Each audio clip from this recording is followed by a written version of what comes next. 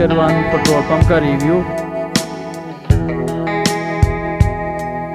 12-13 महकमे जो है वो दरकार 2.5 कनाल 3 कनाल जमीन होनी चाहिए। ज्यादा खर्चा एनओसी का होता है। फाइनली एक एनओसी मिलेगी, वो मिलेगी महकमा पेट्रोलियम की तरफ से। 80 लाख इतना खर्चा आ जाता है मामूली। पाकिस्तान में अच्छी कारकर्दगी वाली टेक्सानो मशीन है और उसकी कीमत 8-9 लाख रुपया। तो 2 की 15-15 हज़ार और 1 की 12 हज़ार। सोलर प्लेटें लगी हुई थी 12, अब हमने 2 ज्यादा कर दी, 14 कर दी। साल 1.5 साल 2 साल का प्रोसीजर है। अस्सलाम वालेकुम viewers, agro machines and tool channel में खुशामदीद। मैं हूं आपका होस्ट अबू बकर। तो व्यूअर्स, आज आपके लिए मैं लेके आया हूं अस्कर वन पेट्रोल पंप का रिव्यू। इस वीडियो में हम कंप्लीट जानेंगे कि इसके क्या खर्चे खराजात होते हैं, इसमें क्या मार्जिन होता है, इसको लगाने के लिए जो वक्त दरकार होता है वो कितना होता है। तो हम इस वीडियो में कंप्लीट डिस्कस करने वाले हैं। तो आइए इसके आनर से मिलते हैं और उनसे इसके बारे में कंप्लीट इन्फॉर्मेशन लेते हैं। अस्सलाम वालेकुम जी। वासलाम जी। भाईजान, आपका नाम क्या है? अबू बकर सिद्धू। अच्छा भाईजान, हमें बताइएगा कि अगर इस बिज़नेस को स्टार्ट करना हो तो इसका स्टार्टअप कहाँ से लिया जा सकता है? इसका सबसे पहले स्टार्टअप जो है डीसी दफ्तर से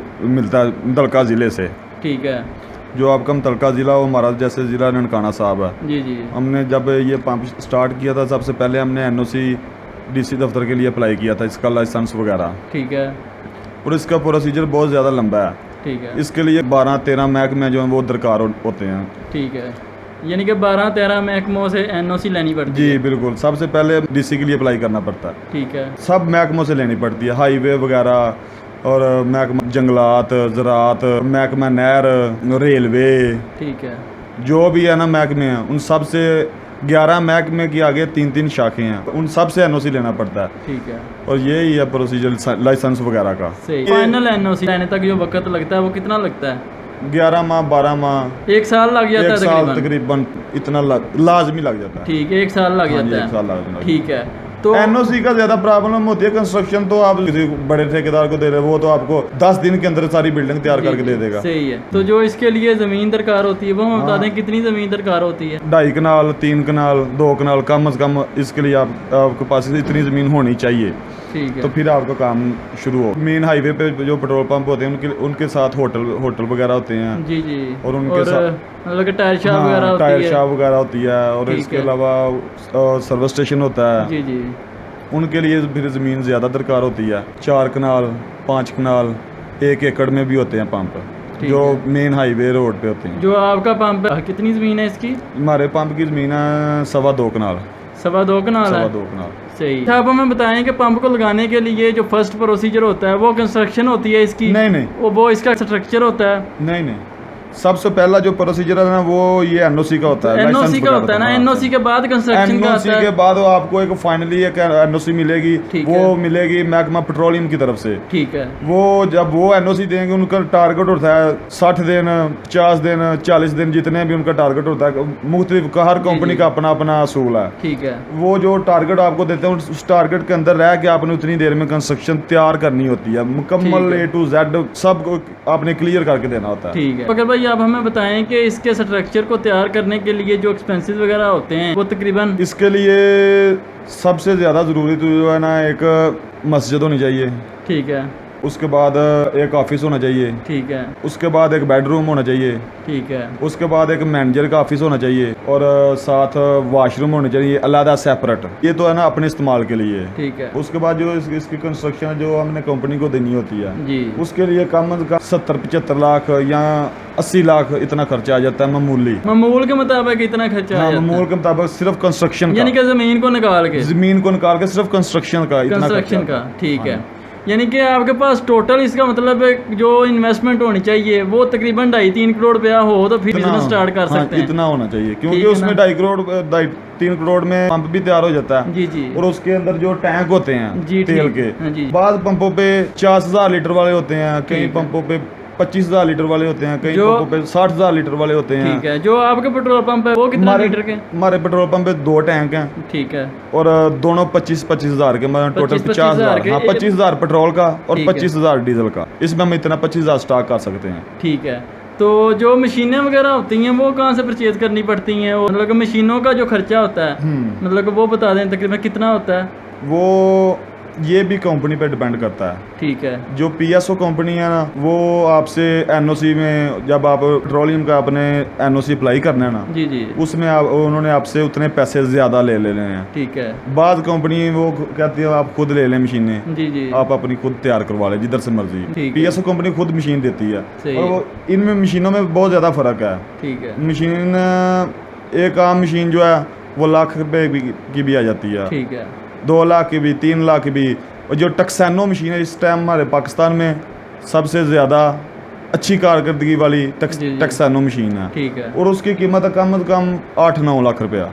और हमारे जो पंप पे मशीन लगी हो इसकी 3 लाख रुपया प्राइस थी उस टाइम। अब ज़्यादा हो सकता है इसकी ज़्यादा बढ़ गई हो। तो आपको ये काम करते हुए जो अरसा हो गया तकरीबन मैक्सिमम, वो बता दें कितना अरसा हो गया? मुझे ये पेट्रोल पंप बनाए कम से कम 4-5 साल हो गए हैं। और इससे पहले मैं अपने गाँव में एक एजेंसी बनाई थी, उधर मैं तेल का, मगर मुझे टोटल अरसा तेल की सप्लाई में कम से कम 14-15 साल हो गए। यानी कि आपका पंप को डालने से पहले भी एक्सपीरियंस था? पहले भी एक्सपीरियंस था। ठीक है। कोई तकरीबन 8-10 साल का एक्सपीरियंस था आपके पास? 12-14 साल का एक्सपीरियंस था। ठीक है। यानी कि पंप को डालने से पहले कि इसमें एक्सपीरियंस का होना मतलब जरूरी है? बहुत जरूरी, इसमें ज़्यादा एक्सपीरियंस का होना ज़रूरी है। पंप तो हर कोई बना लेता है, मगर इसको चलाने के लिए भी बंदे के पास को माइंड होना चाहिए, एक्सपीरियंस होना चाहिए।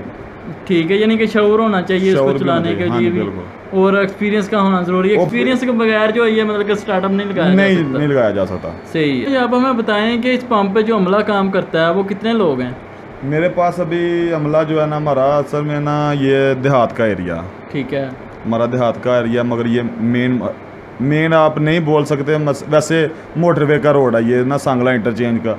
सांगला से लेके ये इंटरचेंज हमारा इधर बेराला के पास इंटरचेंज है सांगला, ये हमारा रोड है। मगर ये चनियोड़ रोड भी गिना जाता है, पिंडी भट्टियां रोड भी गिना जाता है, और मोटरवे वाला इंटरचेंज वाला रोड भी गिना जाता है। ये हमारा देहात के एरिया में पंप है। इधर हमारे पास 4 बंदे काम कर रहे हैं। 4 बंदे काम कर रहे हैं, यानी कि 2 शिफ्ट हैं? 2 शिफ्ट, इनमें से एक मैनेजर भी है। ठीक है। जो आपके पास अमला काम करता है 4 लोगों का, उनकी तनख्वाहों के बारे में बता दें। 2 की 15-15 हज़ार और एक की 12 हज़ार। और 2 की 15 हज़ार, एक की 12 हज़ार। और उसमें एक अलग सेपरेट वो मैनेजर है। वो मैनेजर है? हाँ, उसकी 16 हज़ार है। ठीक है। अच्छा बकर भाई, हमें बताएंगे जो आपने गार्ड रखा हुआ है उसकी सैलरी कितनी है? उसकी 12 हज़ार। 12 हज़ार रुपया देते हैं आप उसको? सही है। यानी कि टोटल 4 लोग हैं मैनेजर को डाल के? ठीक है। अब बकर भाई जो आपने मशीनें लगाई हुई हैं वो 2 हैं कि 3 हैं? नहीं, हमारे पास 2 मशीनें हैं, एक पेट्रोल की, एक डीजल की। एक डीजल की, ठीक है। तो इसको चलाने के लिए आपने कोई सोलर वगैरह का सिस्टम लगाया हुआ है? हमारे पास पहले सोलर प्लेटें लगी हुई थी 12। ठीक है। अब हमने 2 ज़्यादा कर दी हैं, 14 कर दी हैं, क्योंकि उस पहले भी निज़ाम चल रहा था मगर AC का ज़्यादा खास निज़ाम नहीं था चलता। अब मैंने 14 प्लेटें की हैं, तो इसमें मेरी 2 मशीनें, एक फ्रिज और एक पानी वाला पंप, और साथ 2 AC चल रहे हैं। उनका कमरे के लाइटें, पंखे, सब कुछ चलता है इसी सोलर पे। और रात को हमारे पास ट्रांसफार्मर भी लगा हुआ है, बिजली का भी सहूलत हमारे पास है। मतलब यानी कि बैटरी का बैकअप होता है? बैटरी का बैकअप होता है, वो घंटा चल जाए, 2 चल जाए, 3 चल जाए, ज़्यादा से ज़्यादा हम तो रात को अक्सर बिजली पे चला देते हैं। जी जी, सही है। तो फाइनली अब बकर भाई आप हमें बताएं कि इसके लिए इन्वेस्टमेंट जो होनी चाहिए वो कितनी होनी चाहिए, अगर कोई बंदा ये बिज़नेस स्टार्ट करना चाहता है तो? इसके लिए आपके पास कम से कम 3-3.5 करोड़ आपके पास होना चाहिए, तो फिर ये बंदे को काम करने के बारे में सोचना चाहिए। सही है। तो ये कितनी देर तक जो वो बंदा इसके स्ट्रक्चर वगैरह को NOC लेने में जो वक्त दरकार होता है, कितनी देर तक ये मतलब का सारा प्रोसीजर कंप्लीट हो जाता है? ये 1.5 साल 2 साल का प्रोसीजर है।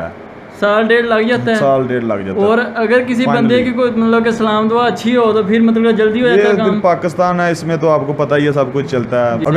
अगर किसी बंदे की जान पहचान अच्छी है अगर तो वो तो 3 माह में भी खड़ा कर देता है। अब बकर भाई हमें आप बताएं कि आप जो ऑयल मंगवाते हैं वो कहाँ से मंगवाते हैं, उसका क्या प्रोसीजर है? हमारा अस्कर 1 का पंप है। ठीक है। ये हमारी अपनी कंपनी, हमारा माची के में इसका डिपो है। ठीक है। और ये मेरा कोड खुला हुआ है इस पंप का, NOC के ऊपर जो NOC लेते हैं ना उसको कोड भी एक देते हैं। हमारा कोड अपना खुला हुआ है। हमारे पास अपनी गाड़ी है 10,000 लीटर वाली। ठीक है। और मैं इधर अपने कोड में पेमेंट डाल देता हूँ, वो जो भी बैंक हो, अल्फला हो या MCB हो, जो भी हो, उसमें हम जितना हमें चाहिए होता है उतनी हम पेमेंट डाल देते हैं इधर से। और हमारी गाड़ी को उधर जाती है, वो उसका ड्राफ्ट बन जाता है और जाके उसका ऑर्डर लग जाता है, वो खुद ही ड्राइवर जाता है, वो भर के ले जाता है। सही है, यानी कि गाड़ी आपकी अपनी हमारी गाड़ी अपनी, गाड़ी का बेनिफिट होता है अपनी हो तो फिर उसका ठीक है होता है, क्योंकि वो साथ किसी पंप को या किसी साथ दोस्त को किसी को सप्लाई का भी बंदा दे सकता है। जी जी बिल्कुल सही है। यानी कि आपको किराया वगैरह नहीं किराया वगैरह नहीं मुझे पड़ता, मेरी अपनी गाड़ी है, फिर ये मैं तो खुद ही, मैं तो वैसे कभी अगर किसी को दोस्त मेरे दोस्त और भी हैं, उनके भी पंप हैं जी जी, और मैं उनको सप्लाई भी देता हूँ। ठीक है, मेरा सिर्फ अकेला पंप का ही नहीं है, मेरा सप्लाई वाला भी साथ काम चल रहा है अल्हम्दुलिल्लाह। मेरा वो अभी मैंने न्यू स्टार्ट किया है, वो भी मेरा चल रहा है। अच्छा बकर भाई, आप हमें बताएं कि आपकी जो एक दिन की सेल हो जाती है वो कितनी हो जाती है, जो सेल हो जाती है?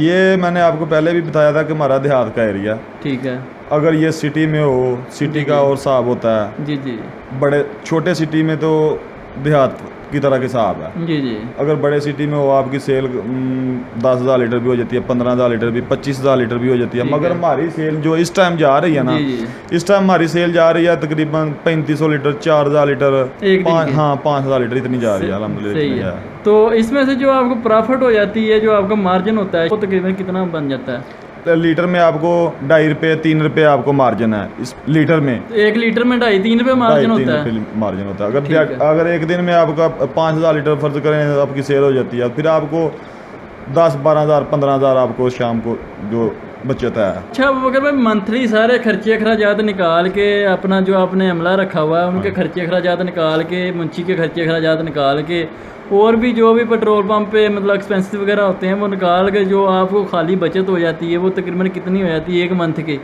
एक मंथ की सारे टोटल खर्चे निकाल के ना, कभी 2 लाख, कभी 2.5 लाख, ठीक है, इतना ही, कभी 3 लाख। सेल के ऊपर डिपेंड करता है। ठीक है, सेल्स के ऊपर डिपेंड करता है। अगर सेल्स अच्छी हो जाए तो फिर अच्छा, सेल अच्छी हो, आपका प्रॉफिट अच्छी आ जाती है।